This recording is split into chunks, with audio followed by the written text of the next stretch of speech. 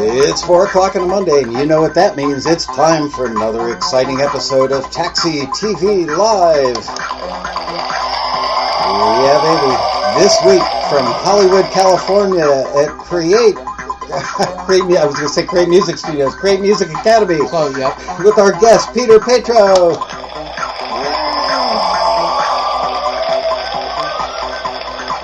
Hello, everybody, and let me bring my levels down. Very healthy levels. You're too hot, Michael. Too hot. I know, and I checked it out before, but I'm so much more robust. We got a lot of people joining us today. We do. Hello, everybody. Hello, everybody. Ken, Peter, Julie, Made You Look, Richard Charles, Thomas Leary, Andy Gabrish, Peter Harper. Hello, everybody. Hello, everybody. So as I mentioned, I guess I should get back in frame. There I am. I'm a little nervous, as you guys know, when I do remotes. It's like, what could go wrong? But we have a nice, strong signal, and everything seems to be rocking. Levels are good. New camera with the built-in stereo microphone, so hopefully it sounds great. So last year at the Road Rally, Cre8 Music Academy was a sponsor, and nice guy. I spoke to Peter on the phone, and we got along really well. We had a couple of nice long conversations, and then after the rally, some of the attendees actually came to Cre8 Music Academy, and the feedback that I got was really, really, really good. So I started snooping around and checking them out online, and Peter and I have had some follow-up conversations, and you guys know I'm a junkie for anything that has to do with the studio and production, engineering, all that stuff. And I reached out to him and said, well, what is it that you guys are doing over here that makes it so different than other schools? Because Lord knows there are plenty of other schools out there. But before we get into that, I want to read you something that I read that my research when I was doing it led me to an article in Music Connection magazine in which Doug Fensky, who's the director of education here, said there is a gap between what traditional music schools teach and what actually happens in the studio. It involves more than just technical expertise. So that was really what drove me to come down here today. I wanted to learn more about what these guys do, but I want to know, before we really get into it, I want to know a little bit about you and how this place came about. So why don't you give us a little background on you? Cool. So again, my name is Peter Petro. I'm the director of admissions for Cre8 Music Academy. So I would say that my journey started. I went to USC for both piano and percussion, and towards the end of that degree, I really started becoming fascinated with how music sort of interacted with the marketplace and why certain kinds of artists and music were successful and how that worked, and so most of my roles that I've played in the industry since then have been sort of cracking that code and really looking at different ways that music is monetized, looking at different ways that artists can become successful. So I've spent time as a journalist at Radio and Records and tracked and followed a lot of major releases, had a chance to speak with a lot of executives that were behind those releases and kind of seeing what was working, what was not working, and then worked in radio promotion itself for a number of years, so basically building marketing and promotion and sales campaigns for artists. Handing envelopes with a lot of cash off to... Not so much, but a lot of it is knowing your audience, regardless of whether that's a business industry audience or a fan, knowing and seeing things from their perspective and trying to figure out, your music, is it solving a problem that they need solved? So got into that, have done music supervision and film scoring, taught some classes at other institutions on radio promotion and artist development. I have a event series that was wrapped around the TV and film and gaming music licensing community that was a showcase for niche styles of music, and have just really always been a part of different things that were trying to connect music with a marketplace where one could make a good living making that music. So it was a natural fit for me to end up here. A good friend of mine, Al Machera, who's CEO of Westlake. Westlake Studios. Westlake Studios here, which is a big part of the academy. He and I have known each other for a while, and it was sort of a natural extension of what I've been doing for about 20 years now to be a part of what we're doing here at Cre8. So maybe that's a good place to start in terms of where the academy comes from. And yeah, well, give them a little bit of background on Westlake Studios, because that's such an important part of what makes this place different. Right. So Westlake, we actually have two locations, Westlake Recording Studios. Both of those locations are in West Hollywood. Long history of popular music that's been recorded here over the years. Probably the most sort of recognizable international name is Michael Jackson, who did the Thriller album and the Bad album and Off the Wall at Westlake. And then up through current day, we have a lot of clients that are on the radio a lot. The Weeknd, Rihanna, her current album Anti was done pretty much in its entirety at Westlake. So Westlake is a hub of very mainstream music production, and every day it's, whether it's EDM or it's pop or it's R&B or it's hip hop, we sort of live and breathe in that constantly. And so the idea behind the academy was really to translate the things that we're seeing that are really working on those hit records, that are actually things people can do without necessarily renting out a really expensive room and having the best gear in the world. What are the things that you can do as an independent, whether it's mostly in your computer, or whether it's using certain select pieces of gear to emulate that professionalism and sounding current and sounding polished and sounding competitive, so that you can keep up and you can start to make a better living at the music you're creating. So the whole concept was really pulling from the best things we see at Westlake that we can show you how to do yourself. I was speaking to Doug Fensky before we started today's show, and he said, we do something here, we can do something here that other schools don't do, and that's infuse, we're a working studio, so we can infuse that ethos. And he and I were talking about when I started in the industry, and also when he started in the industry, there's a beauty in being under the roof with other like-minded people every day. You're learning from them, they're learning from you. Very collaborative. Most of the people that are watching the show today are homebound studio people, and they learn a lot of what they learn by watching YouTube videos or being on Gear Sluts or other forums. A lot of the information that I see out there, it's like the guy who speaks the loudest is the one that everybody believes, and I read some of this stuff and go, that's not true. But people believe them, so I think they're getting some good information, obviously, and some bad information, but I think that it's really cool that you guys are bringing this wisdom of the ages of an active, working, world-class facility to the people. And Doug pointed out that you don't call your students, you call them producers. That's right. I guess that's to elevate their mindset. I am a producer. I need to think like a producer and be a producer.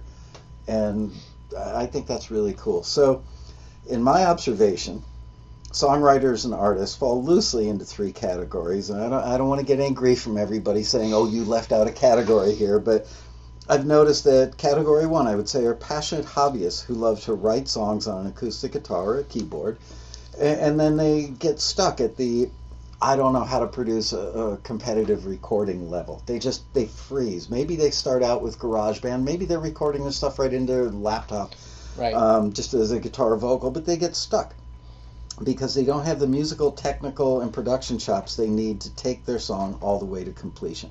Then you have intermediate people who are pretty darn good songwriters, and they've got a good workable home studio, but they're frustrated that they still don't have that pro sound. And so I want to talk in a minute about what that pro sound is. And then finally, in the third group, we've got these seriously committed people. And I know several Taxi members who've become friends of mine over the years. These guys are hardcore.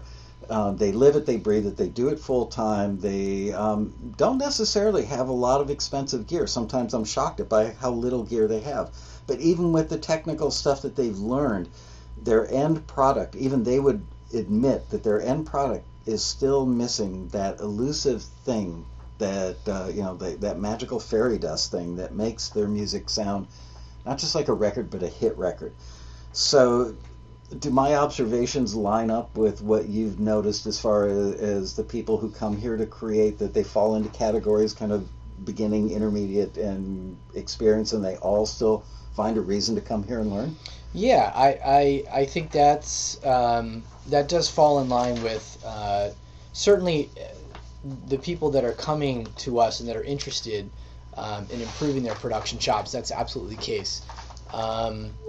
I think that probably the easiest way for me to explain those three categories and maybe how they play out here is we happen to have 4 individual courses that touch upon kind of almost a 360-degree pass of what happens at Westlake as far as how one should, let's say, approach production to be efficient and professional.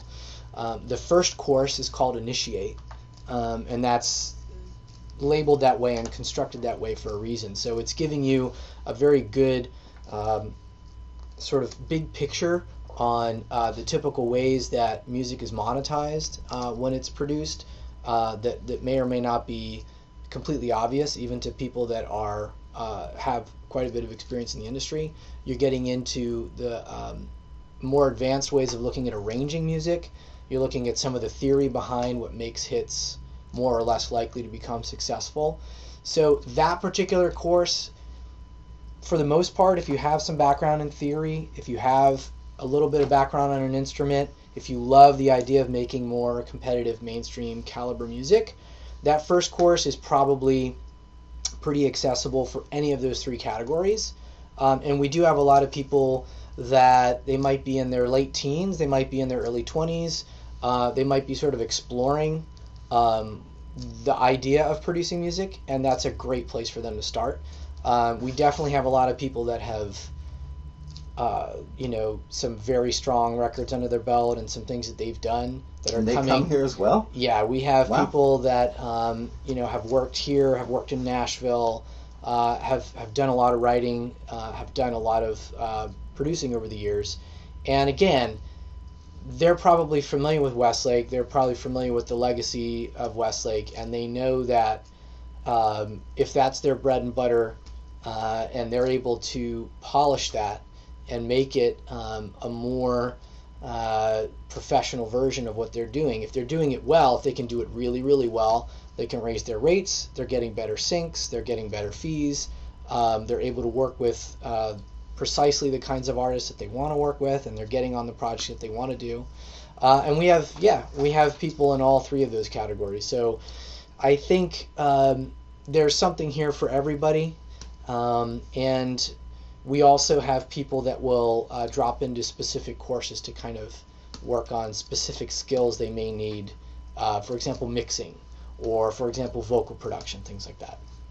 So how do you help that person who's like that level 1 beginner? I hate to use the word beginner, but somebody who's that passionate hobbyist that wants to break out of that prison, and it is like a prison, where they feel like they're trapped, maybe not musically or creatively, but they're trapped by their ability to get something on tape, as it were.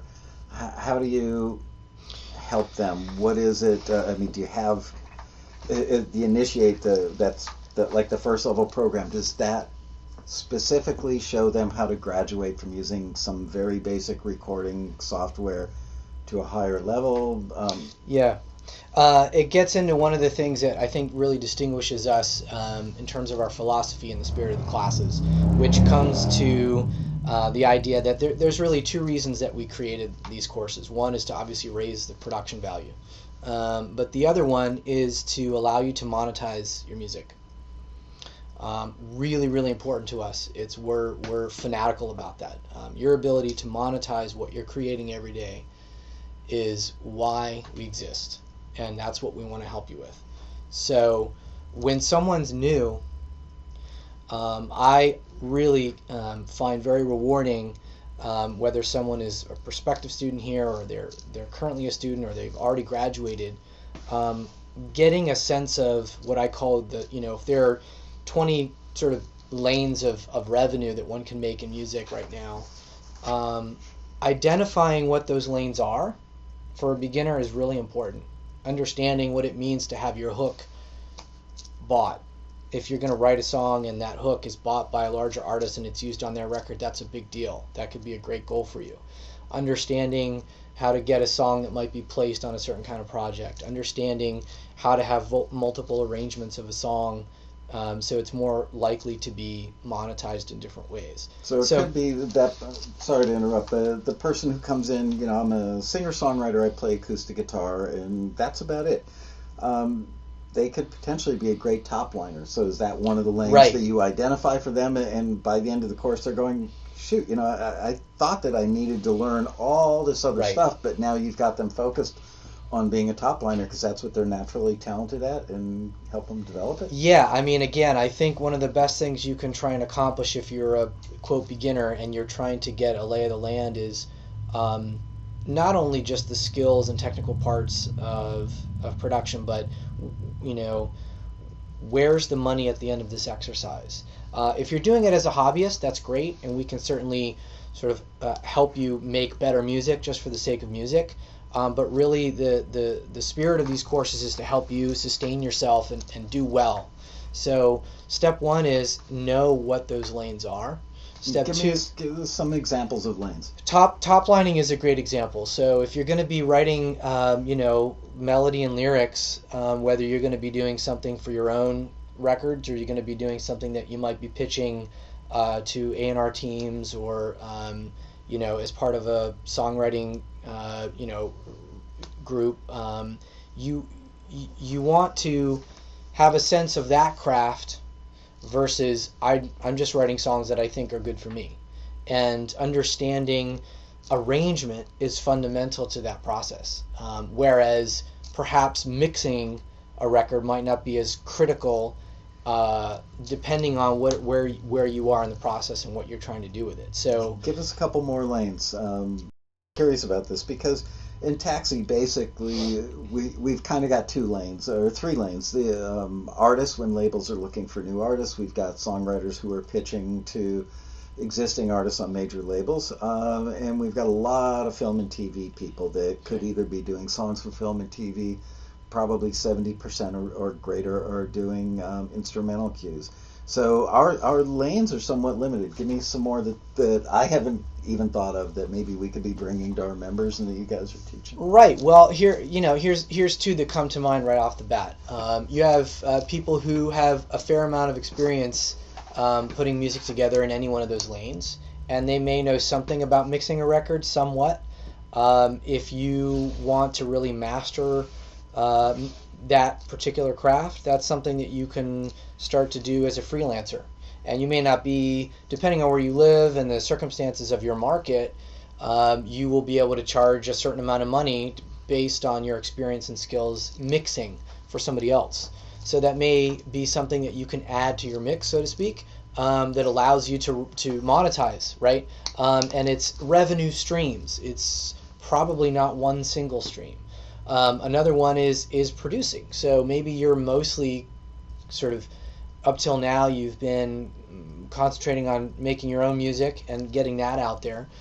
Collaborating with someone, whether that means songwriting with somebody, whether that means actually just having an artist come in and capturing their ideas, is really only a half step removed from you producing your own material. And yet there's a revenue stream there, because if you can even get a demo or better quality for that person, that's worth something. So being able to produce, you don't necessarily have to be, Rick Rubin to call yourself a producer. A producer is someone who can take ideas in someone's head and make them come out of a pair of speakers, and can do so for a profit, is, again, something that we're very sort of keyed in on. So if we can help you monetize that passion that you have around how to create music, there's lots of different ways to do it, and with some reasonably professional skills that you can develop fairly quickly, you have all these other ways that you can sustain yourself doing what you love. I find that a lot of our members who make their living solely off of music do exactly what you're talking about. They may teach guitar in the morning for Right. 3 hours, do vocal production in the afternoon, do mixing in the early evening, and maybe mastering when everybody goes home, and they put it all together and cobble together an income. I really like the fact that bye guys. Sorry. I Off-screen wave. Yeah, was- but I like the fact that you're talking about monetization, because money is kind of a dirty word to a lot of creative people, and they Yeah. think, oh no, I do this for the art. And I've been preaching this for close to 25 years now. Dude, you can get paid for doing what you love. There doesn't have to, music doesn't have to, money doesn't have to be a dirty word. Getting paid to do something that you love doing, that you've developed into a higher level craft. Let's say you're in St. Louis, fairly large American city, and you may have a studio. There may be 100 other studios that are like nice basement studios in St. Louis, and all those people who own those studios are kind of competing at the same level. But I see what you're saying. The person who, gets takes it to that pro level, Right. is the person who's going to stand out and is going to have a waiting list of people to get into their studio versus Right. the other. It's the creative difference.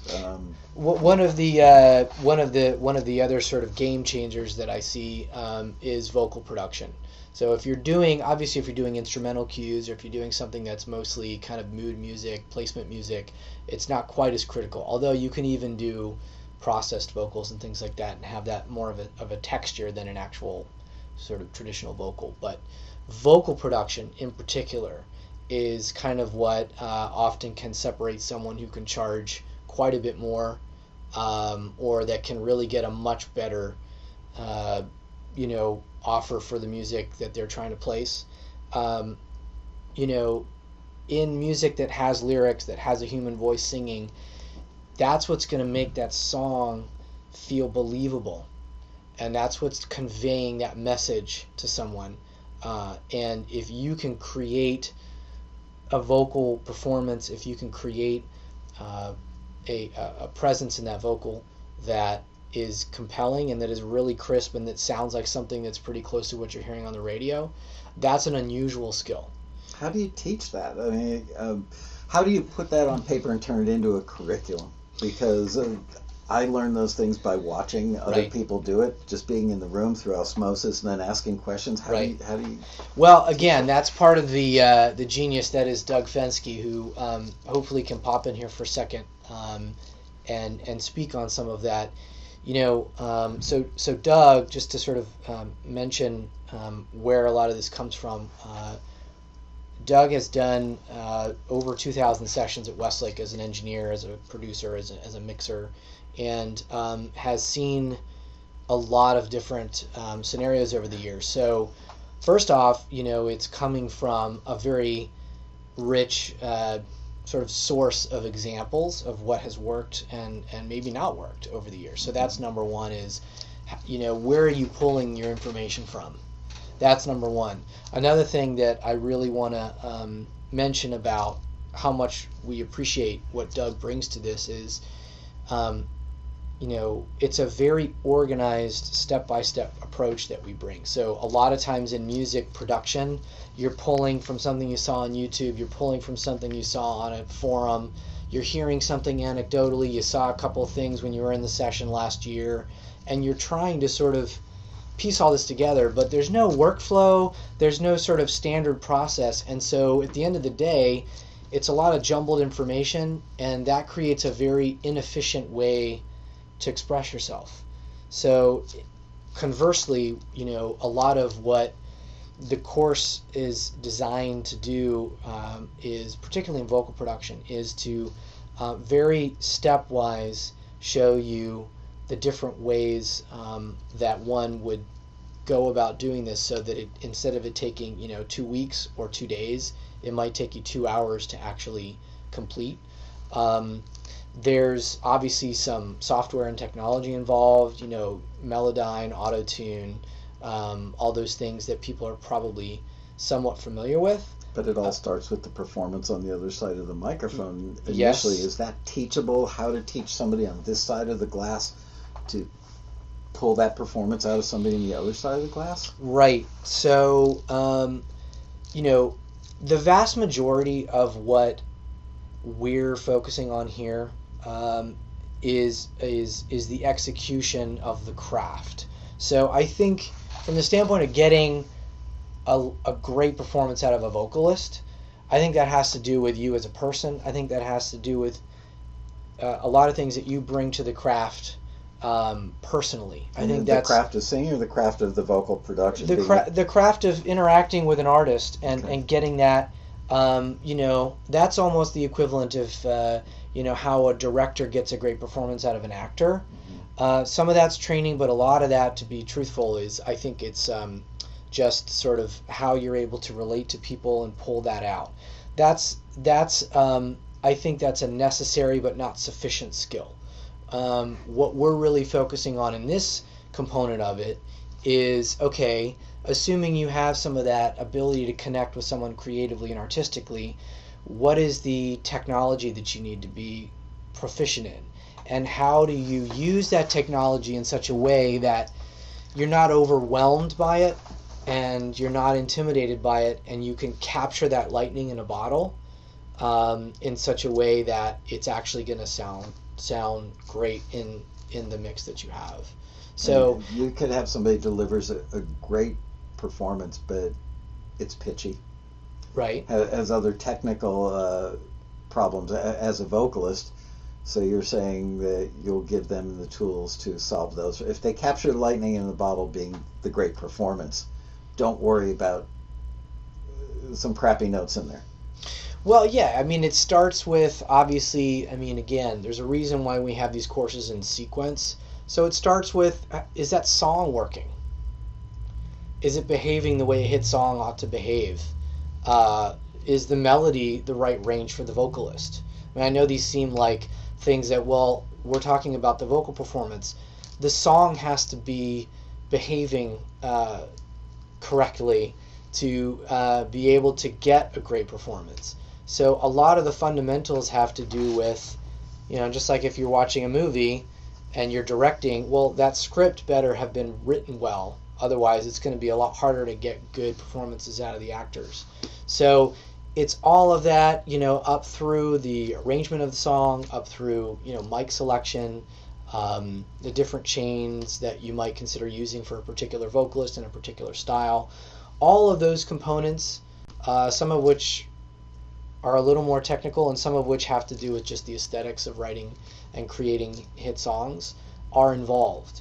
The personal talent and charisma and other things that you bring, I'm not sure you can teach that. I think that just has to be something that you feel and have had and that you bring to the craft.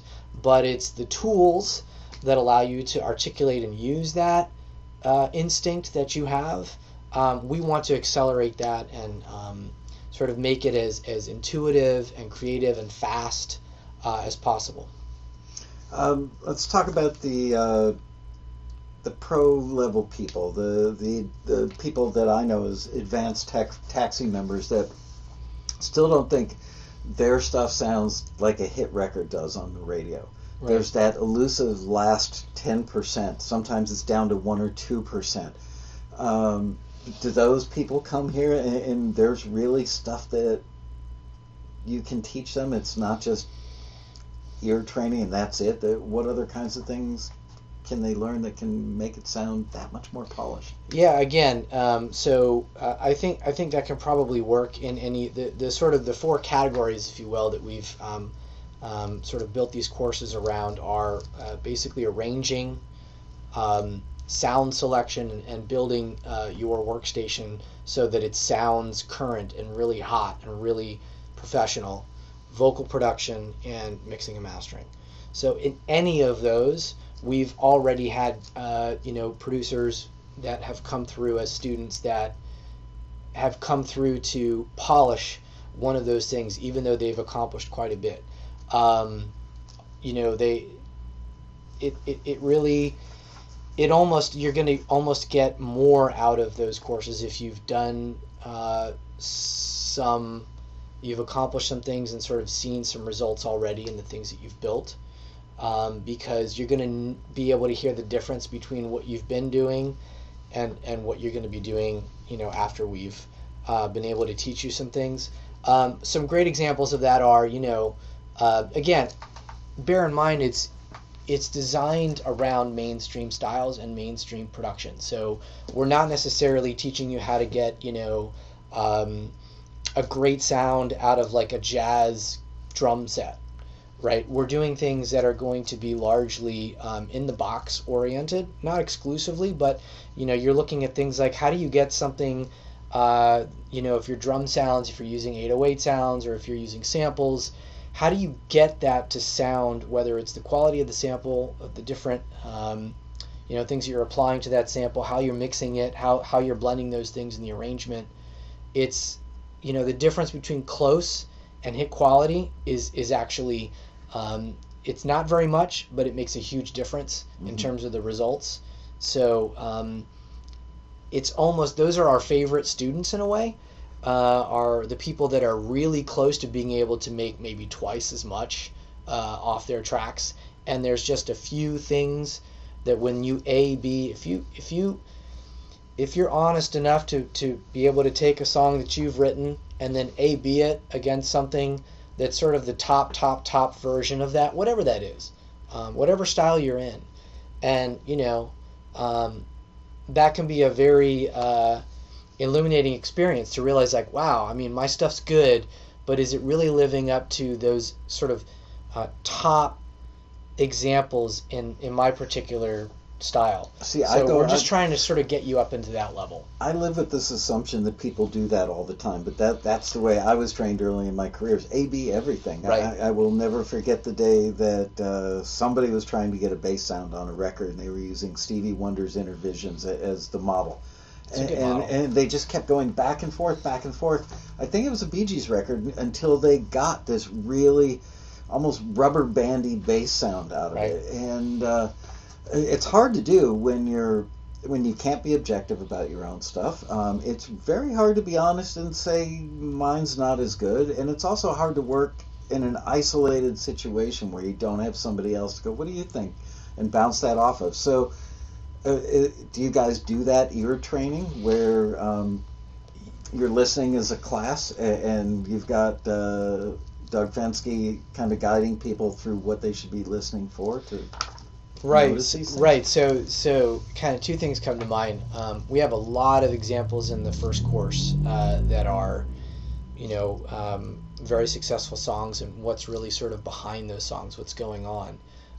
So absolutely, we're sort of reverse engineering what we see working every day.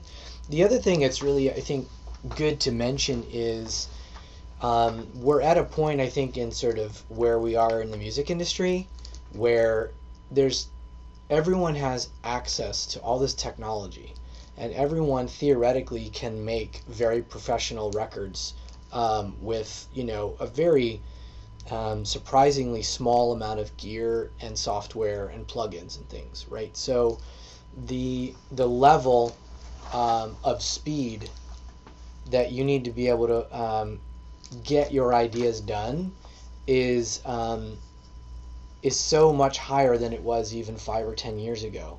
So in order to be able to get those sounds that you're shooting for, rather than try and sort of reverse engineer things that you like, what we're trying to do is train you in the fundamentals of what are the smart ways to create those sounds initially, so that even if you're going for a rubber band sounding bass, you kind of know the more or less best ways to get a good sounding bass quickly, and then you're able to customize it, which means that you have the skills to be able to do what you want to do quickly. And just like monetizing, sometimes people feel like they have a bit of a resistance against that word, because it feels that like, would be an understatement. like, I don't know, I'm not really doing this just for the money. Yeah, but you want to be able to sustain yourself as much as possible doing what you love. Speed is another one of those pieces where if you can do what you are doing now in half the time, your rate just doubled. Yeah. Take that guy with the studio that he rents out in St. Louis. Absolutely. If somebody else is going to spend an hour getting a sound and you can do it in 5 minutes, you're the guy. You're the guy. Yeah. Yeah. So those things, which are pretty simple ideas, can be the difference between, literally you having a much better year next year because you're doing things faster and you're delivering 5 or 10% more polished product can make a big difference in your bottom line and your ability to do, bigger projects and again, do what you love to do. Let's stick with the bass part for a minute. Okay. It's a good jumping off point. Other than the technical stuff, I know from our conversation the other day that you guys, and this is why I use the word holistic to describe what we're talking about today, because you really do come at it from a very holistic standpoint, not just technical. So, okay, now you've got a good technical beginning. You've got a good bass sound in 5 minutes because you knew how to set that up from taking class. Addressing the song's arrangement, or something as stupidly simple but so often overlooked, the key of the song. You may not get that Stevie Wonder Intervisions bass sound because you are in the wrong key, and it's just not possible with the fingers that far up the fretboard to get that kind of bottom that you need. So do you guys talk about that stuff in your classes? Yeah, arrangement is like the elephant in the room in terms of trying to get a song to really do what you want it to do. Everybody feels like they get the concepts of a good arrangement. All I can say about that arrangement course is that there's always a moment. An individual course is basically 5 3-hour classes and then a lot of lab and practice. And there are certain moments in that arrangement course that are light bulb moments, whether you've been doing this for 30 years, literally, or whether maybe you've just started to get into this.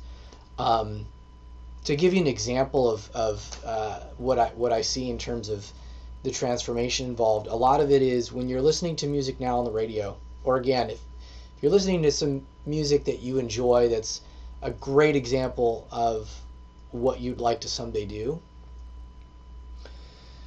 You listen a certain way right now, and there's certain things that you're perceiving about what you like about that song and what's working about it, and being able to really see through the different components of what makes good arrangement and how that sort of really works. All of a sudden you're going to start to hear kind of why that song is behaving the way it did, and it's hard. It's sort of hard to put into words because a lot of these concepts are things that are more advanced ways of looking at things that are somewhat common, right? So I don't expect you to teach the course while we're doing the show, but I'm just glad that you do look at the arrangement. Here's another piece of it that I think someone could walk away with and start applying right away if they're watching this, because I'm trying to think of things that you can start doing, like tonight if you're working on a song. Okay, so two of the sort of general concepts that we look at, and this applies across the board. This applies across the board if you're talking about arranging or how you're going to approach your vocal production or how you're going to mix a record. in a movie, when you're watching a movie, there's a kind of a contour to that story. Yeah. Right? There's 3 acts typically in a successful movie that's commercially successful. There's a climax, there's a transformation, there's character development, there's motion. That's a part of how that story works. And if you don't have that motion, people are just going to check out. So in a song, you have 3.5 minutes to create this contour. So it's something that we sort of refer to as an energy graph. So you're looking at a song and trying to make sure that there's ups and downs emotionally, texturally, thematically maybe, and there's moments of high intensity and moments of low intensity. So a lot of the, let's say, tools that you're using in production, whether it's, I wonder if we double the chorus at the end, or maybe we start with the post, or maybe we do an outro towards the end, but it's a very tight outro, or those devices, or maybe we're going to stack the vocals on the first chorus and flip it. Whatever you're doing is actually to create that contour, right? It's just more and more tools for a basic effect, which is to make that song, for lack of a better term, addictive. You want, when someone presses play, you want it to be like, oh man, I can't stop listening. Like if you're halfway through a movie that you're into and you're watching the character and you're just, oh no, he's about to, and then someone says, oh dude, we got to go to lunch. It's that movie that you go, okay, I got to jump back over here and finish watching that because I'm so invested in that. Right. It's how do you get that same emotional effect in music that we're all used to in movies that we love. And so again, part of that concept has to do with this sort of energy graph, creating a contour. The other thing that we look at a lot is what kind of amounts to kinetic energy. So, again, when you're watching something, you're listening to something, there's always that inertia, right, where people just want to check out. They're always looking for a reason to just be like, okay, I got this. I understand what's going on. I'm not really that curious about what happens to the rest of this song. Especially if the music is wallpaper. It's in the background or you're commuting to work. Right. You didn't sit down to listen to that song. Right. So it's about creating what we refer to as kinetic energy in the song. And again, all of the devices that you're learning in production are for a purpose. It's not just to have a bunch of things that you can sort of do.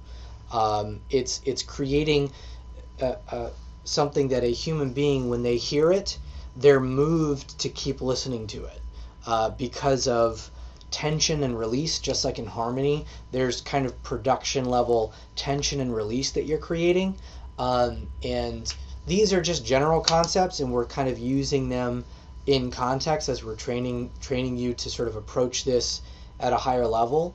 But it's kind of it's more advanced ways of probably doing the techniques that you might more or less have heard of or be familiar with, and just using them in a way that makes that song almost impossible to turn off.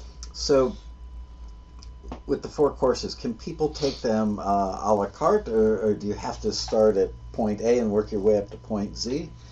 Yeah, so we've sort of built them so that some people really just want to come in and learn vocal production, and that's of paramount importance to them, and especially if they feel like that's the one that's going to move the needle for me to be able to make more from what I'm working on in music. That's what we're probably going to gravitate as far as suggesting and having them take that particular course. You can take them all in series. You can take individual courses. And do you interview the people that come here to help them figure out what might be best for them or where they want to start? Yeah, pretty extensively. So it's typically I'm spending a total of probably, to be honest with you, probably 4 hours with someone between some conversations on the phone, listening to your music, figuring out what it is you're trying to do, what you have done. That's impressive considering you're the director of admissions and not the instructor, that you know enough about what goes on in there to dig that out of these folks. Let me ask you a question. At the Road Rally, do you know you're teaching 3 classes at the rally or something? Yeah, we actually have. So Doug is going to be doing 3 seminars. Our director of education is going to be doing 3 seminars at the rally, and we're hopefully going to be doing something in the ballroom that might involve some kind of back and forth with reviewing songs and helping you guys get,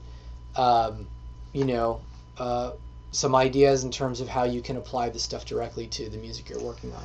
So last year, if I remember correctly, the people that came to Cre8 found out about it at the road rally, went to a seminar, were enamored with it enough to reach out, contact you, and then they ended up falling in love with what they learned here, to the point where they shot me emails about it. One guy actually called. And is there anything that lines up date-wise prior to the rally or after the rally that if somebody who's really committed and wanted to come out in advance of the rally could squeeze in one of the courses, or stick around after the rally and do it? Sure. So, as it turns out, we have a cycle of 4 courses that will be starting November 7th.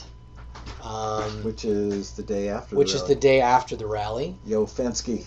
Hey. That's all right, you don't have to be quiet. Come on in. Doug's popping in. Grab a chair. So, Hello, gentlemen. hello.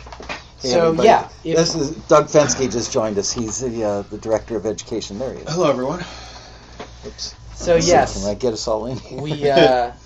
We do have a series of courses that start the week after Taxi. So, if it happens to work out that if you're in town for Taxi and you want to take that first course, you can actually do it the following week.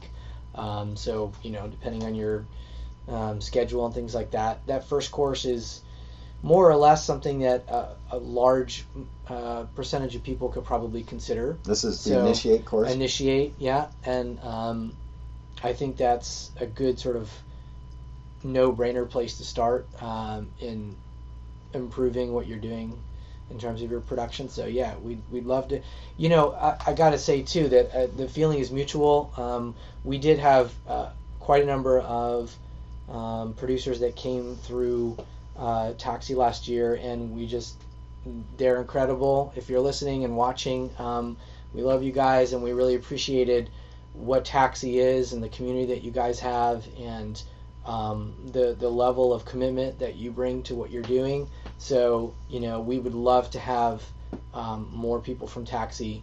We had a great experience. Our best and brightest come to the road rally. I wish everybody came, but I am happy every year when I take the stage at the very beginning and I look out. I think the ballroom holds 1,000 or 1,100 people, and I know that these are the best and brightest we've got. They spent the money to get on a plane. Probably 70% of them come from some people come from like South Africa, really far away places. Yep. It's like that is a committed individual. So anyway, let me introduce Doug Fensky over there on your right, my left. Doug is the director of education here. Also, he and I were just hanging out for half an hour or so. He's a studio rat, not unlike myself, but a more current studio rat. And I'm out of the picture now. There I am. Let's get it. Let's tighten it up. Or we're good. arms. Yeah. Arms. All right. Yeah. Come on, team photo. All right.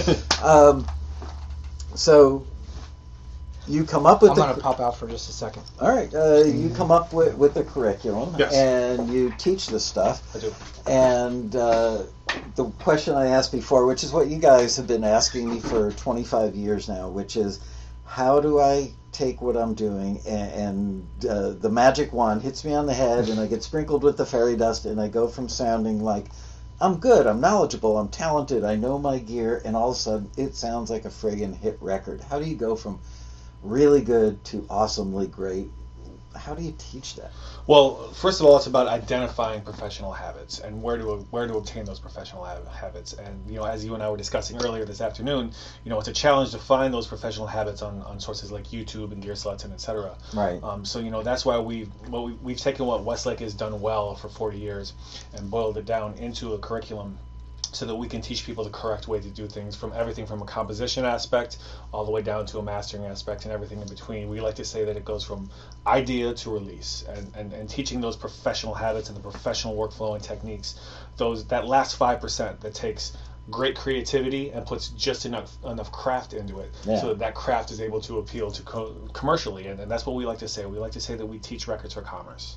It's like golf, my favorite analogy. There are a lot of people that are really good weekend warriors with golf, but they're not good enough to play the tour. The tour guy is all about the habit. Correct. He's the guy that plays 10, 12 hours a day, may hit the same 20-yard chip shot hundreds of times in a day. So that he knows it's going to be consistent. So every time he takes out that wedge, or every time he takes out that 9-iron, he knows exactly how far he's going to hit it. He knows exactly how much backspin it's going to hit it, and he's going to know it's going to be within a foot of the cup. And you can teach that regarding, in the context of music and production in a course? Yes. And I'm not asking that rhetorically. I'm a little amazed. This is why, because it's genre neutral. Because as you guys know, and as I'm sure all of you know, what's considered pop, the foremost subgenre of pop, changes all the time, right? Now, that being said, you have a large umbrella of that, right? You have organic pop records, you have urban pop records, you have singer-songwriter stuff, you have rock stuff, you have EDM stuff, right? Mm-hmm. So those are your 5 most foremost subgenres. So, Michael, it's not about personal creativity, right? So I would never grade your personal creativity, but I will grade how you apply it to pop formula. Because once your personal creativity has craft applied to it, it becomes pop. And there's a way to go about teaching that craft. And that's what we do. That's interesting, because I think the first time that our world, and I mean all of us, became aware of this was probably during the grunge era. When you really took a look at those records, you went, man, those were some nasty, distorted guitars, but the songs were pop songs. Right, because it was formula that was applied to it. Yeah. And rest in peace, hair bands. We all know that grunge killed the hair bands. But that cycle continued after grunge, right? Because after grunge, then hip hop killed grunge, right? And you had the Tupac and Biggie movement, etc. And after that, the boy bands killed hip hop, and then you had NSYNC and the Backstreet Boys and Britney at the forefront. After that was Crunk and Lil Jon and all those guys, and after them it was EDM.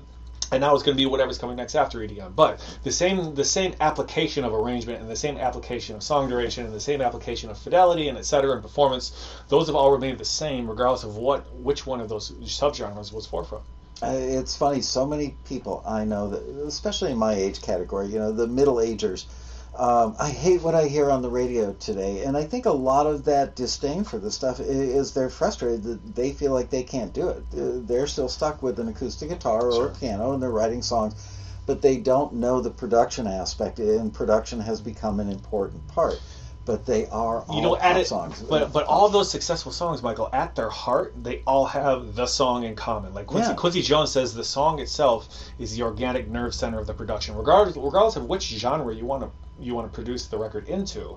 The core of it, the heart of it, can still be the piano or the acoustic guitar, but then it can get branched out and go to anything from a big David Guetta record into a Kanye West record or whatever it may be. But it's that having that core of that song that once you have that, then you can build it out with proper techniques, and then it becomes a commercial record. One of the things that I see sorely lacking in not just our members, but in songwriters, period, homebound songwriters, is they haven't yet mastered putting down drum tracks. Sure. And I'm very excited. This is 99.9% official, but Tune Tracks is going to be at the rally. The people that make Easy Drummer, they're going to be a sponsor this year, and they're going to teach some very specific classes about laying down tracks. Also, another sponsor is not coming to me right now. Sonoma Wireworks has drum corps, and they're going to teach a drum class, because I think that's a brick wall for a lot of people. Even if you understand all these other concepts and you want to learn them and you're hungry for it, if you can't lay down a drum track, you're kind of screwed. So I'm excited that you guys will be teaching kind of this, as I like to say, holistic approach, and they could start out on the morning of the first day of the rally on Friday morning and take a drum track lesson class and learn how to lay down drum tracks. So now that they're over that hurdle, and then they'll be able to take better advantage of what you guys are doing. Yeah, of course. When it's about understanding the fundamental instrumentation of the drums, be it electronic or organic, right? Because you're going to program organic drums differently than you're going to program electronic drums, right? Now that's not to say that either one is better or worse, but just understanding the actual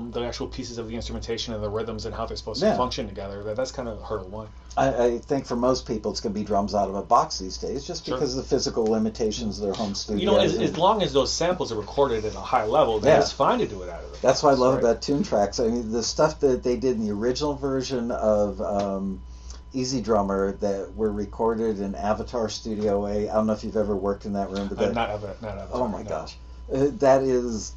Of course, I know of it. Yeah, that was my favorite drum room anywhere in the country. It was called Power Station back then, but I remember the first time I heard a snare drum in that room. Right. It was like being at the altar. It's quite an experience hearing that kind of stuff. Absolutely. Absolutely. Cool. So, all right, we got stuck on Initiate. Peter's standing over here against the wall now, but you want to jump back in? Yeah, sure. We got stuck on Initiate. Tell everybody what the other courses are, and then I want you to talk a little bit about stuff that you're thinking about doing at the rally, just so that as we get closer to it, they can start thinking of, oh, that's something I'd like to be involved in, or another thing. So tell me about the 3 other tracks here. Right. And then we'll talk about the rally. Great. So again, November 7th is Initiate. I'll take a step back too. There's sort of 2 ways you can take these courses. The series that starts on November 7th is essentially a 5-day-a-week series. So you're kind of, I refer to it as a bit of a sabbatical. When you're here, it's a very intensive experience, and you're here for anywhere from, let's say, a week and a half to 2 weeks per course. And the taxi members that came last year had no time bugging, or didn't have a hard time like leaving their life and coming out here for that? Well, there were 2 categories of taxi attendees, right? So one was people who came for that sort of 5-week, all out, very intensive experience, and that tends to really transform people. I mean, down to the way they speak and walk. I know that sounds strange, but like, you have a conversation with someone who's halfway through this program, and just the way they talk about their craft and the way they hold themselves, they really change very deeply. The other way of taking the course is more of like the way a traditional college sort of pace, where you're taking night classes twice a week, and that runs 10 weeks for all 4 courses. Or maybe on average about 2.5 to 3 weeks for an individual course. Mm-hmm. So you can do either one. The 4 courses, again, Initiate is largely arranging, song construction, sort of getting the foundation of how songs are built down. Composition, right. And you know what? I'll let you sort of explain the 4 courses, but it's basically Initiate, Activate, Stimulate, and Liberate. So yeah, sure. Great. So so Initiate is kind of where everything starts. I mean, there's a reason why it's courses 1, 2, 3, and 4, right? So course 1 is where you think you would start. It was with the song itself, right? So we do a bit of ear training in the first couple of days, and now ear training is not me playing a C major and a C minor and having everyone call it out, right? It's ear training on how to listen to commercially successful songs and what makes them commercially successful versus a record from 1973. Right? Okay. So we go over music theory in combination with ear training, and then we do arrangement as well. Right, so I mean, arrangement being incredibly important. Let's make sure we don't have any 16-bar intros out there, guys. We don't do that here. We tell them not to do that too. So obviously being critically important.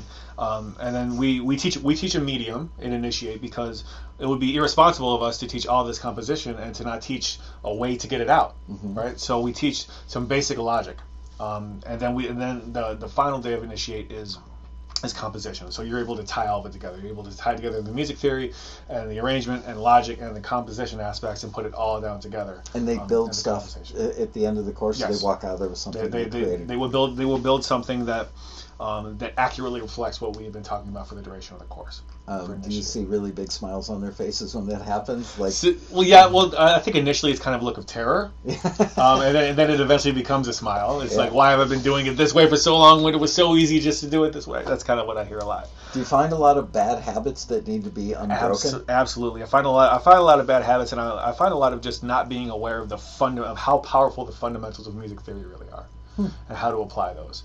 Because everybody, okay, great, I can make a C major scale, right? But do we know how to actually apply that kind of thing for a commercial record? And the bad habits are scattered about through all the courses. And activate leans more engineering, right? Whereas initiate leans more songwriting and musicianship, because we have, as record producers, we have 3 thirds to us, right? We have a songwriting third, a musicianship third, and an engineering third. Right? So activate hits more of that engineering third, and what it does is it teaches you to be self-sufficient in your space, right? So we have more advanced logic in there, and we also have Pro Tools 1 and Pro Tools 2 and Pro Tools editing assignments. You have labs. I haven't seen the whole facility. You have labs here. They don't need to bring anything with them other than their ears. Just their person. Okay. And it makes you self-sufficient, right? And then we also have a microphone state where we run through everything from a 57 to a 251, and we shoot them all out here together with our producers singing through them and talk about the characteristics of all the different kinds of microphones.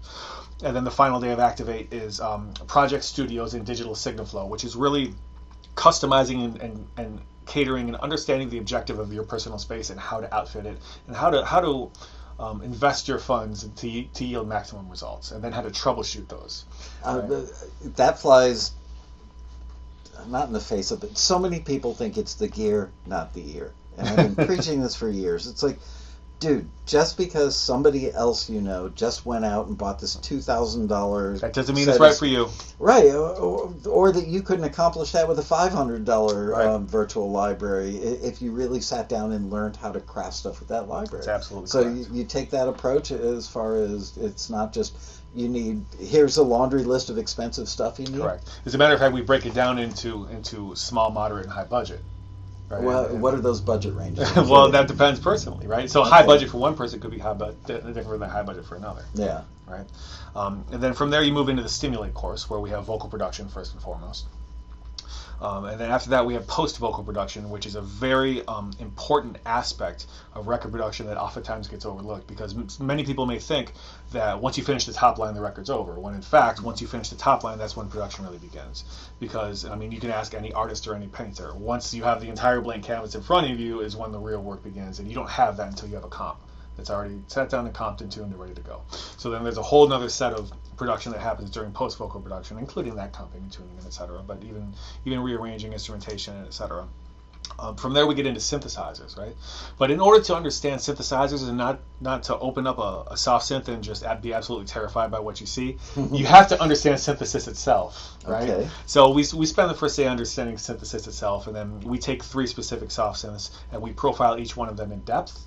And then we apply what we've learned to a bunch of other completely unfamiliar soft synths, and we end up realizing, hey, this is the same thing, just a different color in a different place. And what are the 3 that you use?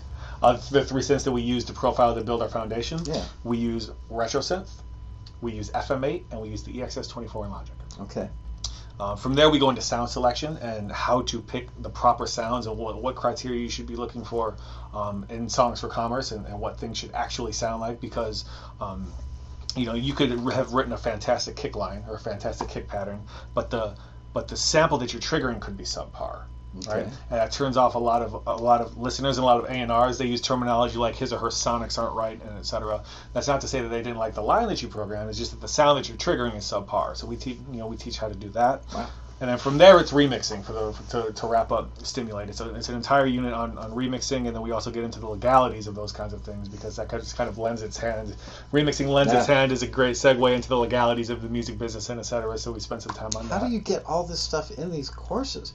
Because it's acute, Michael. Because we've cut out all of the fat that others may have put in there just to kind of, I don't want to speak ill of any other institutions, but let's put it this way, we're not interested in driving up tuition just to say we can, right? We want to get people in, we want to get them educated, and we want to get them out there and working. That's the Westlake way to do things, and that's the professional way to do things. All right, and finally we have Liberate. All right, and Liberate is understanding from a fundamental aspect effects, both time-based and dynamic, and how to apply them. And from there we go to digital mixing and mastering, and then analog signal flow, because the final class that we teach for Liberate is analog mixing in next door, one of the Westlake Studios. So in order to have a fundamental understanding of a desk, we have to spend a day with signal flow. What percentage of the people that take that have any understanding of signal flow when they walk through the door here? Many. I don't know if I can quantify that. It's very low, I would say. I think your more advanced ones understand that there's a microphone and there's a pre, and then it gets into the DAW somehow, and then it somehow gets to the speakers. Mm-hmm. I don't think they have a real kind of microscopic view of actually what's happening. I want to. How are we doing on time? Yeah, we should open it up to questions in a minute. But before we do, you and I touched on this on the phone the other day, Peter. My personal frustration with women. I don't know who sent the memo to women saying that technological stuff, specifically tech as we know it in the studio or music creation world, should be daunting to women. But I know the guys at Recording Magazine have told me that their readership is largely skewed towards males. It's funny, at the Road Rally, we have a pretty even mix of men and women, maybe 60-40. But women have become relegated, and I'm not sure that they relegated themselves or as some, just old thought processes that did this. Women seem to be afraid or less likely to use tech, and there's just no reason for it under the sun whatsoever. So I'm doing a lot of stuff this year at the Road Rally to really help women break through this barrier, because it's a barrier that just shouldn't be there. I can jump in on that, actually. Absolutely, because I want you guys address this. One taxi member, Yeah. Female taxi member who found us at the rally last year, went all the way through all the courses. Wow. Last year, and she did outstanding. And it's not just because women biologically have more sensitive hearing than men, right? But Say what? but she really committed herself, and she was outstanding. And the kind of records that she's putting out now she's getting paid for her productions, where she wasn't before, and now she's developing artists, and now she's getting placements for Sync. Wow. She came out. Does she live out of town or here in LA? She lives up north. Okay. Yeah, she's in the Bay Area. Wow. So she came down for the courses and then went back up. I'd also say that that was because of the nature of the business, particularly engineering and probably to a large extent, producing. It has traditionally been a male-dominated industry. There's no question. But it shouldn't be. Well, right, and never unfortunately, we were. To be honest with you, we were really pleasantly surprised that we've had an enormous amount, a really good ratio of females that have been. Yeah. I mean, I haven't done the math, but it's 35%. 35%. Wow. Female. Which is much higher than an engineering institution. Which is You're higher about than 8%. Yeah. Yeah. So it's really we're very encouraged by that, and it's great. It's great to see that, and I think we'd like to see more of that. I think it's a very, these courses have been designed so that there's a lot that you're learning, but it's also all, and I think gender absolutely doesn't make any difference at all. There's no logical reason that gender makes any difference. And there have been so many high-level engineers, mixers, and mastering people that are in fact women. I think other women aren't aware of these people and maybe not inspired to become like them. Mm-hmm. But whatever. Well, look no further than Linda Perry. Yeah. Obviously. I mean, like if you want a role model. Yeah. Yeah. So I just, every year at the Road Rally, I kind of go into it personally with a little theme. Like, my little goal for this year's rally is X or Y. This year, my goal is to get more women over that hump, because I don't know who sent the memo, but it's a wrong memo, and I think that women absolutely need to. When somebody says to me, I haven't been able to lay my stuff down because my boyfriend and I broke up, that's upsetting. They shouldn't have to pay a guy to do that for them. So I'm glad to hear that you guys address that, and I want to address it big time at the rally. I think another sort of tweak on that is also that for whatever reason, maybe it's a little more common that with females that come through here, they're used to thinking of themselves as primarily either an artist, mm-hmm. they wear that hat and that's the hat that they sort of identify with the most, or they're primarily a writer. and either of those are great, and they haven't quite ever gotten comfortable putting on the producer hat, even to the extent of just getting a little bit of facility on a computer. I don't know why that is. Like you said, there's no particular reason rationally. Look at graphic designers. I think there might even be more female graphic designers, which is kind of a similar skill set or a similar level of adeptness on a computer. Yeah. So I think we're still on the air. Good. Yeah. I was looking at the comments. Yeah, I get scared to deff when I see red lights, but our bandwidth has been really good today. Cool. Finish that thought. Yeah, I just I've really enjoyed. I can think of half a dozen instances where you had people that came in and really saw themselves as, well, I'm a writer and an artist, but I always have to reach for that person to produce my stuff. I'm not there yet. And when they see and actually record a few projects here and they hear it back and they go, oh, I can do that. It's more of a mind shift than anything else. It's really just understanding that it's well within your grasp. Mm-hmm. So, Great. Well, I'm glad we're on the same page about that. Let's take some questions. Let's see, different mood scales create different. Oh, they're off just chatting. So if you guys have questions, we've got good. That's a good thing, right? We've got 20 minutes Comments. with these gents. How much of the course is $1,300 a course? So individual courses are $1,300.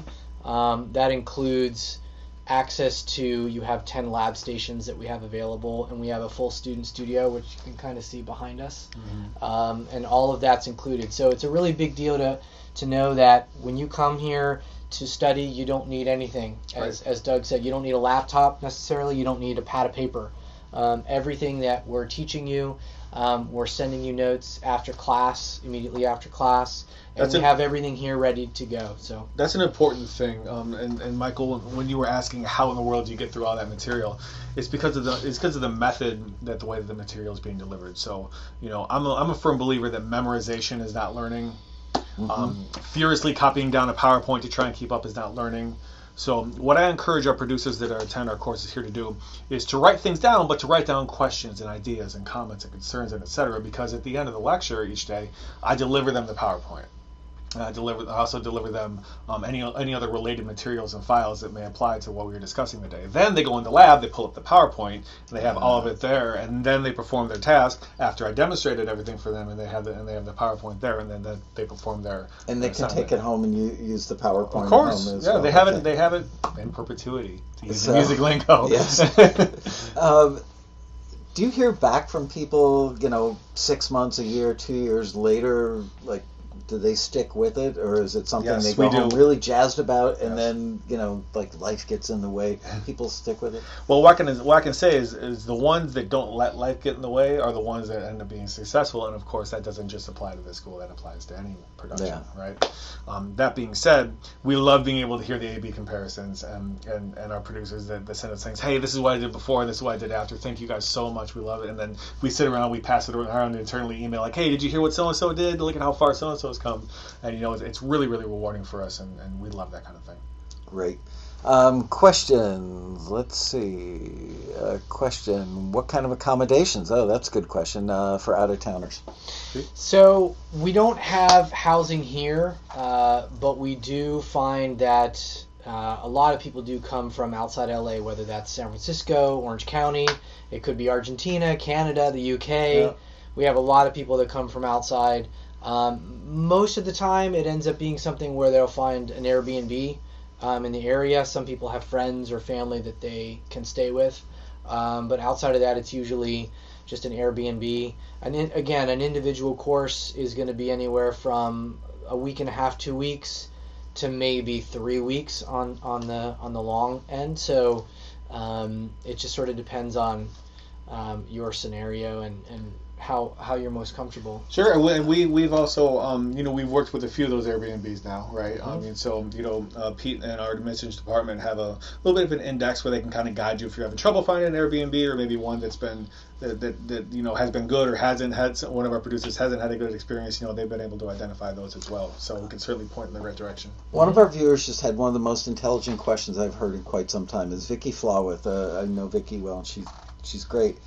Her question was, when you're writing songs, I'm paraphrasing here, but when you're writing songs for radio, you're trying to get buy-in and investment from the listener versus doing stuff for film and TV. Oftentimes, you don't want it to be something that attracts a listener to the song because they're supposed to be involved in the story and the action. And so, how do you teach the difference between those? The balance of now we're talking about teaching you to craft a song for radio and records versus teaching you how to craft, let's say, a 2-minute instrumental piece that's just wallpaper that creates a mood. Well, I can tell you that our curriculum specifically focuses on record production and songwriting. So we're not teaching necessarily how to construct something for sync. Mm-hmm. That doesn't mean that you can't take some of the same principles and apply them to sync. But our curriculum specifically focuses on records and record production. Just like Westlake. Again, it's in the same vein as Westlake. So, Vicky, thank you for the question. That's a great question, and we focus specifically on records here, as opposed to branching out and trying to teach sync at the same time, and in the process, kind of convoluting everything. We like to keep it kind of nice and clean and tight and talk about records. All right, another question, guys. Great question, though. Absolutely, absolutely true. Come on, questions. Where are you? All right, well, we'll just stare into the camera. Yeah, I'm sure. He knows we're leaning against the laptop's a little farther away than normally. Okay, so while we're waiting for a question from online course. Somebody just asked about teaching on Skype. Yeah. So the short answer to that is, again, if you think about the spirit of where these courses come from, it's really it's a way of us being able to kind of present what makes top records at Westlake sort of behave the way they do and how to recreate that. You are learning a lot. And the question was asked a bit earlier, how is it you're able to get through this much material of this caliber so quickly? It's because you're here, and it's because there's a lot of interaction in class. You're here on the equipment, you're learning, and we're here helping you piece by piece and step by step. So for the time being, that's kind of our model, and it's something we're very hands-on in terms of helping you to learn these things very quickly. So that's been what we've decided to focus on for the time being. I get that question about the rally. Why don't you Ustream the whole rally? Because you know what? Being there is 10 times better. Oh, yeah. Being able to meet collaborators or meet an industry person. There's so much that just can't get taught with a camera in somebody's face. And also the people that you meet here. I mean, remember that in an individual course, we limit our the size of our classes to 8 to 10. So we really try and keep that tight, and so that people can get to know each other. And then in addition to that, you might have 2 or 3 courses running at a given moment. So you're able to meet, let's say, up to 30 people who are all very committed to their craft, who are doing good things with their music and are very professionally driven. That's a really good set of people to be able to connect with and collaborate with. So it's goes back to what Doug and I were talking about before. Yeah, a lot of the early stages of our career, just being able to wander into somebody else's control room and go, how did you get that guitar sound? Yep. That interaction.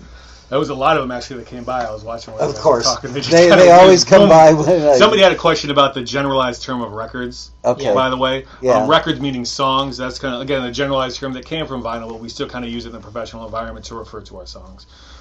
There was also somebody that asked about, can the techniques being applied to a small home studio without an investment in the latest bells and whistles? Of course it can, right? Yeah. Now, the better your approach to purchasing your equipment and your bells and whistles per se, right?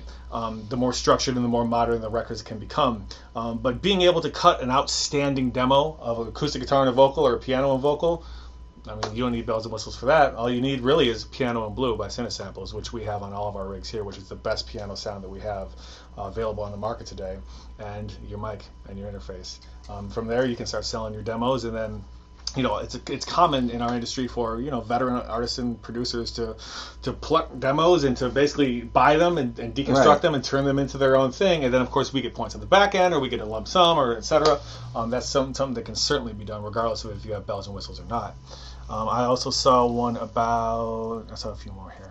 So I see 2 that have to do with the classes. I can answer real quick. there seems to be a bit of lag time for a 2 or 3 week course. Is that because of Westlake or the student makes sense? So there's possibly two things that you're referring to. One is we do the actual 5 classes that are involved in a particular course are 3-hour classes that happen 5 times.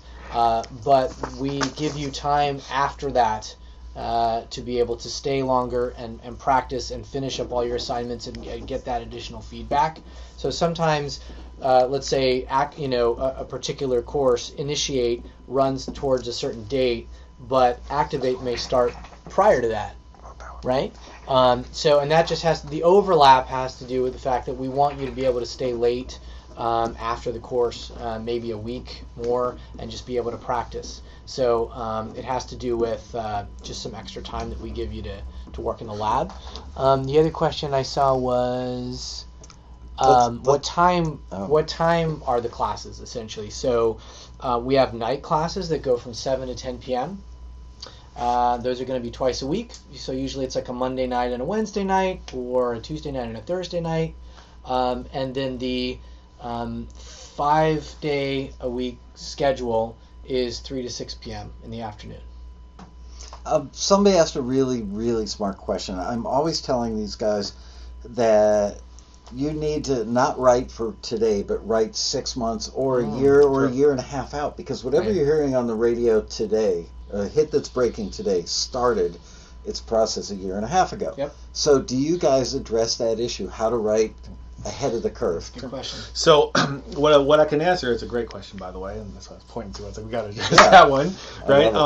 So it is about writing, but it's more about production for 6 months or a year, because great songs hold the test of time. And when I talk about great songs, I mean unisex songs, I mean gender neutral songs, and I mean songs that have subject matter that people can identify with, whether it be a song about loss, whether it be a song about celebration, whether it be a song about battling your demons, or whatever it may be. As long as you hit those criteria, the song itself can withstand the test of time. But it's about producing into what's going to be coming next. And I'll give you an example. The last 2 number ones before the Chainsmokers record this week were One Dance and Cheap Thrills. Mm-hmm. And both of those had a little bit of that down-tempo dance hall kind of feel to it, right? So obviously that could be a trend really quick if a couple more of those records would have had kind of that feel to it, because the market's asking for it right now. And maybe there's not enough of it. For example, I bet Britney wishes she would have had one of those on her record that just came out, right? Because it went 1-2 back to back. So there's certainly a bit of forecasting that goes into it. But ultimately, you can look in your crystal ball all you want, but you can never actually 100% be certain that this is what it's going to be 6 months from now. You can give it your best guess, and you can produce it into whichever direction you feel that it's going to be. But ultimately, there's going to be just that little bit of air of uncertainty, because we work in an art-centric industry. And it's very hard to predict what kind of art is going to be catching people's eye or ear, in our case, 6 months to a year from now. I've got to scroll down because I'm getting lost now, but somebody asked the question, if you've already got some basic maybe intermediate familiarity with DAWs, do you need to start at the beginning, or can you jump into one of the more advanced courses? You can certainly jump into any one of those, especially if you have kind of a more fundamental understanding of the DAWs. Now, that's not to say that you may not benefit from learning, the way that we do it next door at Westlake, and the way that we operate the DAWs, because ultimately, guys, you have to remember that DAWs are built and meant to be operated like a console.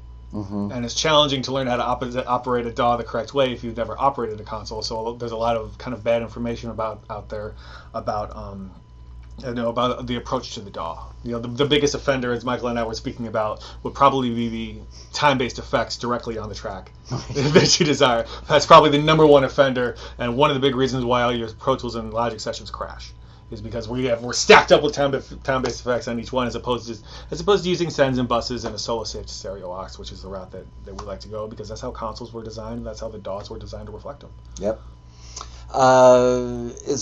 Is there a 5-week intensive, and if so, what's the difference between that and the 4 courses? Right, so the 5-week intensive, for example, we have a series that starts November 7th and goes through, I think, mid-December. So that's the 14th. Next one, 14th, December 14th. Mm-hmm. So, yes, and that would be our next one.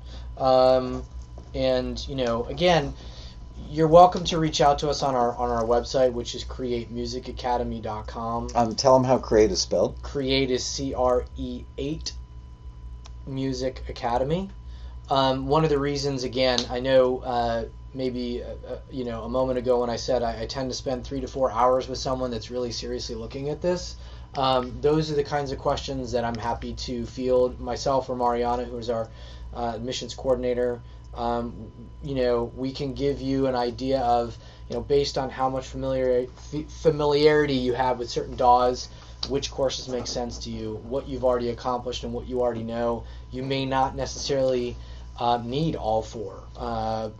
It just kind of depends on your scenario. So all those kinds of things we're happy to answer, whether it's a scheduling kind of question or something in terms of the content.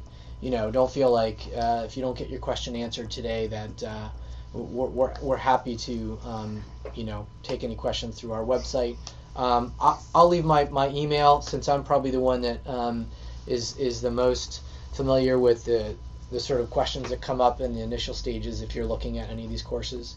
Again, my name is Peter, and my address is peter@Cre8musicacademy.com. Again, Cre8 Music Academy. You guys are welcome to hit me up there. And if you can't get an Airbnb, you can crash at Pete's place. That's right. Happy to do that. Or sleep in the studio like I used to all the time. Yeah.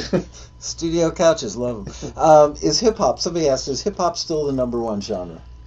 Well, I don't have to answer that question. Just go to the Billboard Hot 100 and look at the top 10. And that will continually answer your question forever, regardless of if you want to know what the number 1 subgenre, what the foremost subgenre of popular music is. Just go to the chart and take a look. Good mastering tip? Loud, but loud doesn't mean good. Do you have a favorite mastering suite that you use, mastering software suite that you recommend during the courses? No, actually, I teach to do things individually rather than using 1 or 2 plugins that are necessarily all-encompassing. Right. I actually like to teach individual compression, EQ, multiband, and limiting individually rather than kind of doing an entire suite kind of deal. So, doing it that way gives you a fundamental understanding of what's happening at exactly each stage of mastering. It's hard to teach. Mastering, people think that that's software you can open up on a Friday night, and by Sunday you've got it. Yeah, and even what could be it doesn't help that these auto mastering companies are starting to come out and everything. So mastering is not the dark art of audio, guys. If there's a dark art of audio, it's acoustics.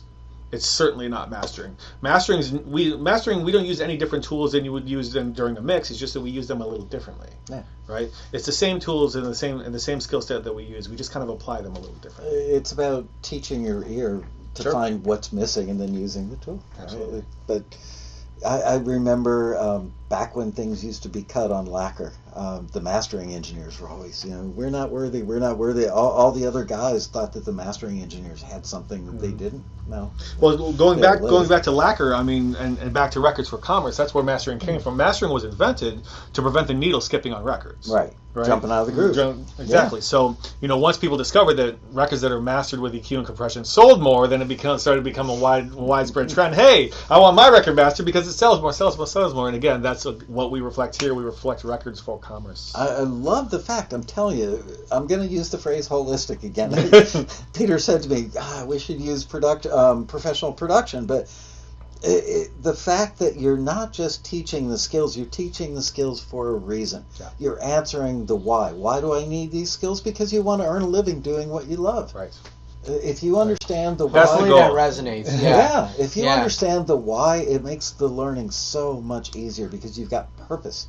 Right. Absolutely. The goal is not to have to write songs for taxi part-time and then work at the restaurant for part-time, or work at another job part-time until you can get until you can make ends meet. Our goal is to expedite that process for you so that you can make a living on your records. All right, I'm going to take one more question because we've got 2 minutes left here. Looking for a question. Oh, you guys are all chatting. Come on, somebody give me a question.